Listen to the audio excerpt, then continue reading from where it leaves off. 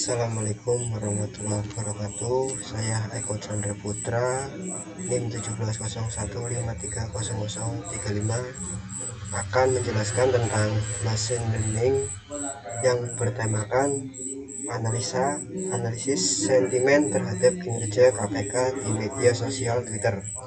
Di sini telah disusun oleh beberapa anggota, yaitu yang pertama Aziz Maulana Rosyid 1701530032, Randy Andika 1701530034, Eko Chandra Putra 1701530035, Fauzan Risang 1701530055. Ya, yang pertama saya akan menjelaskan tentang latar belakang tema yang kami ambil, yaitu tentang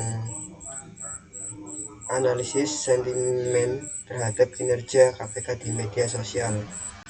Twitter seringkali digunakan untuk mengungkapkan emosi mengenai suatu hal, baik memuji atau mencela dalam bentuk emosi.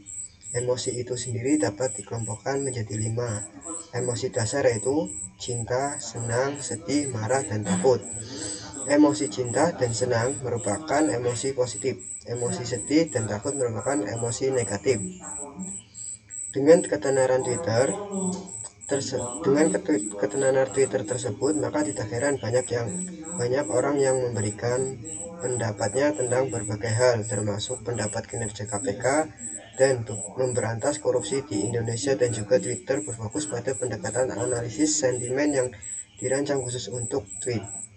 Analisis sentimen adalah proses memahami, mengekstrak, dan mengolah data tekstual secara otomatis untuk mendapatkan informasi sentimen yang terkandung dalam satu kalimat opini, baik yang bersifat netral, positif, dan negatif.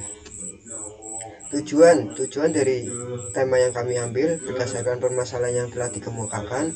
Tujuan peneliti skripsi ini adalah sebagai berikut: mengetahui sentimen masyarakat Indonesia terhadap kinerja KPK pada Twitter menggunakan metode classification.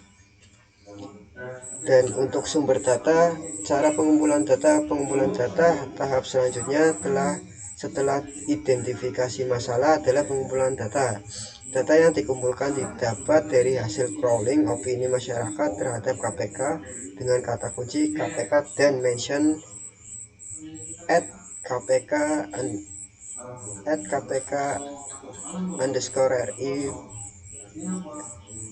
pada API Twitter. Sampel yang telah dikumpulkan oleh kami berdasarkan sumber data sebagai berikut, di mana sampel yang kami tunjukkan ada 23 sampel. Dan metode penelitian mentioning. Tahap penelitian: A. Pembuatan kamus data. Tahap ini menyusun kamus data positif, negatif, dan negasi dari analisa data tweet yang sudah divalidasi oleh kuesioner. Yang B. Processing. Yang pertama, case-folding ialah proses merubah huruf kapital uppercase menjadi huruf kecil lowercase. Yang kedua, tokenizing. Pada proses tokenizing, setiap kata pada tweet dipisahkan. Pada proses ini, tahap yang dilakukan adalah memisahkan setiap kata yang dipisahkan oleh spasi. Yang ketiga, cleansing. Tweet yang ditunjukkan kepada akun @kpk_ri memiliki beberapa komponen atau karakteristik tweet yang khas seperti @link, tanda pagar, dan RT. Komponen-komponen tersebut tidak memiliki pengaruh apapun terhadap sentimen, maka akan dibuang. Yang keempat, stop word removal. Pada tahap ini, tweet masih mengandung kata yang dianggap tidak dapat memberikan pengaruh dalam menentukan suatu kategori sentimen. Yang kelima, convert negation merupakan proses konversi kata-kata negasi yang terdapat pada suatu tweet karena kata negasi mempunyai pengaruh dalam merubah nilai sentimen pada suatu tweet. Yang keenam, stemming adalah proses mengubah kata berimbuan ke bentuk asalnya atau kata dasar. Algoritma yang digunakan untuk proses stemming berbahasa Indonesia adalah Nasyif dan Adriani. Dan kemudian hasil. Berikut untuk hasil coding programnya.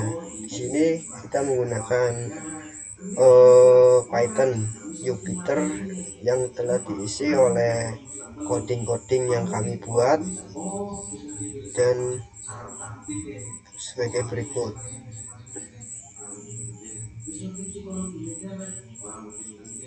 Pembahasan dari tweet asli selanjutnya dianalisis tiap kata di dalamnya, lalu dimasukkan ke tiap-tiap kamus data, diantaranya kamus positif, negatif, dan netral. Berdasarkan langkah perancangan dan implementasi yang dibuat, maka terdapat beberapa hasil penelitian yang didapat. Selama penelitian, pengujian telah dilakukan pada fungsi-fungsi website, analisis sentimen menggunakan black box. Setelah diuji, didapatkan hasil pengujian dan dengan menguji data latih dan data uji coba menghasilkan data sebagai berikut. Pertama, hasil negatif. Beberapa hasil yang ditemukan dan ditampilkan. Yang kedua, hasil netral. Beberapa hasil dari penelitian dan ditampilkan. Hasil positif. Kesimpulan, media sosial Twitter dapat digunakan untuk menganalisis kecenderungan sebuah opini netizen, baik itu untuk analisis sebuah produk atau toko yang dianggap penting dalam suatu bidang. Tingkat akurasi dan presisi disebabkan terdapat temuan kamus sentimen positif dan negatif baru yang mengakibatkan sentimen tidak terdeteksi atau tidak bisa terklasifikasi. Semakin banyak data latih yang dianalisis, semakin banyak pula penulisan, gaya bahasa, dan serta sentimen masyarakat yang dapat diklasifikasi. Pada tahap pembentukan kamus negatif, positif, dan negasi perlu dianalisis per kata. Ini diakibatkan oleh ragam bahasa yang digunakan cukup banyak serta sentimen yang dimaksud terbentuk secara konstekstual. Terima kasih, sekian presentasi yang saya sampaikan. Bila ada kesalahan ataupun sedikit kata yang begitu ribet, Assalamualaikum warahmatullahi wabarakatuh.